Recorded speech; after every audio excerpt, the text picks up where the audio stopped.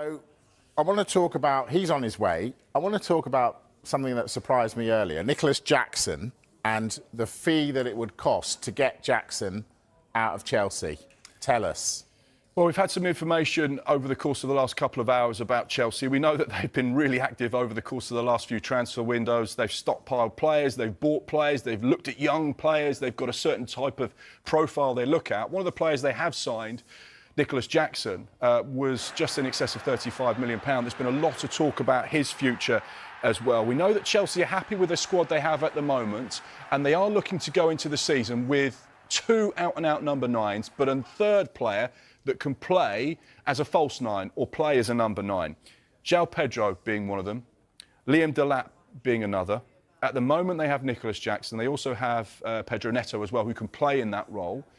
But there's been a lot of talk about Nicholas Jackson and his future at Chelsea. First things first, he's got 8 years left on his Chelsea contract. That's a great point. He has. 8 years. So Chelsea hold the cards.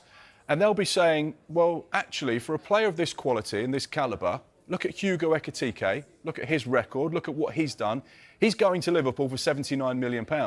So as far as we're concerned, Nicholas Jackson, who's been playing in a better league, in a tougher league, and scoring goals, actually, he's probably worth £80 to £100 million. So if Chelsea were to sell Nicholas Jackson... That's a lot of money. It's a huge amount of money. But you couldn't argue against that based on the market value for other players during this summer's window. Goodness. You could argue that Nicholas Jackson is a better player than 𝗕𝗥𝗢𝗣𝗥. He's played Premier League football. He's scored more goals. His record's been fairly solid at Chelsea. Last season, 10 goals in 5 assists in 30 games. The season before that was 14 goals in 35 games and 5 assists. 80 to 100 million, Mark. Hey. They're having a laugh. You having a laugh? They're having a laugh. Come on, surely. That's where they're at. Chelsea have the ability to say, this is what we value the player at. And if you've got teams from Saudi Arabia, teams from Europe, maybe other Premier League teams, and I'll tell you one of the other Premier League teams that have an interest in Nicholas Jackson, it's Manchester United. Then you're actually saying, well, you pay 70 plus for Rasmus Højlund, 80 million for Nicholas Jackson. That's not unreasonable. That's the market value for those types of players at that type of age at the moment. I wonder if Manchester United fans would think that was unreasonable. I bet they would. I bet they'd go, that's crazy money. Possibly. But ultimately, something in a transfer window is only worth, A, what someone wants to pay, and B, what someone is happy to sell for.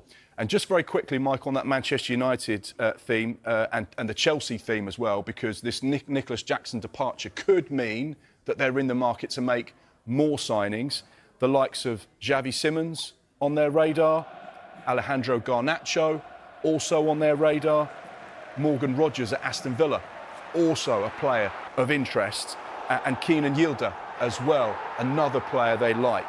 So we talk about Chelsea in every single window. Could they be about to spend big, depending on the departure of Nicholas Jackson, should it happen?